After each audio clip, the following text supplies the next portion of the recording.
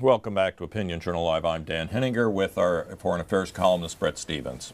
So, Bret, it's a big subject right now where Egypt is going. Obviously, what Mohamed Morsi did, excuse me, caught a lot of people by surprise.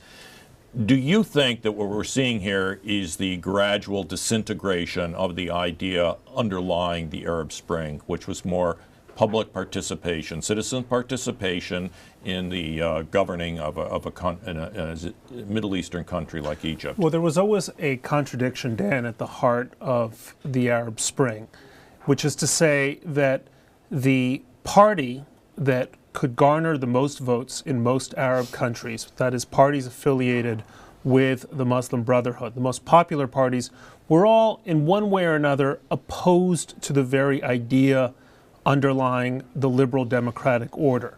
So you could either have a populism that yielded a kind of dictatorship, or some sort of dictatorship that might yield a more liberal public square. And that's what you had in Turkey for a while. That's in a sense what you also had in Egypt under Hosni Mubarak. I mean, we're not talking about Swiss democracy or Canadian democracy, but that was the choice that was really there on offer. There was this idea out there that the liberals were going to dominate, or the Muslim Brotherhood was going to become a responsible stakeholder in a democratic order. Those ideas were fantasies to anyone who had spent more than a minute in Egypt and studied what was going on. Let me ask you this, though. As we were just showing on screen, there were significant demonstrations in Egypt over the weekend, and it at least suggested that a lot of the splintered non-Islamic parties had come together and had sort of coalesced around one idea, which was opposition to what President Morsi had done. Both the public and private press has denounced it. The judiciary has denounced it. Is there any possibility that you would see the emergence of a real opposition to the Islamic Brotherhood in Egypt as a result of this? Well, maybe, but the truth is that this opposition, first of all, I would wager, is smaller than the Brotherhood.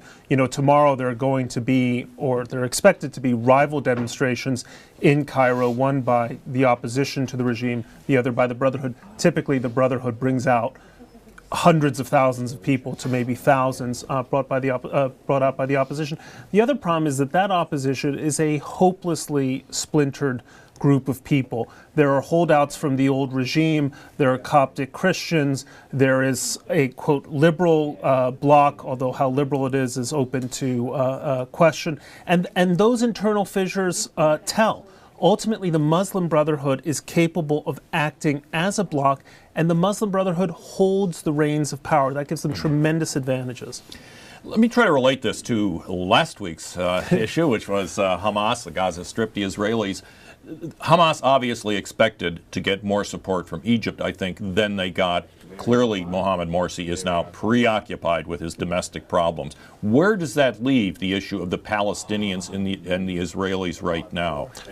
Well, it's the same limbo that they've been in now for many, many years. And that really has something to do with the failure, A, within the Palestinian community to reconcile or come up with, agree on some kind of government. You've got one Palestine in the West Bank, a very different Palestine in the Gaza Strip. More deeply, the problem the Palestinians have is that they have never really been able to decide whether they are a movement structured for the defeat and destruction of Israel, or they actually want something resembling a nation state with institutions and, you know, everything that nation states do. Right now, the forces within the Palestinian community that are winning, Hamas, are really interested in using their territory as just a staging ground for attacks on Israel. For the time being, I don't see Mohamed Morsi supporting that precisely for the reasons that you say. He has his own fish to fry in Cairo. All right. Thank you very much, Bret.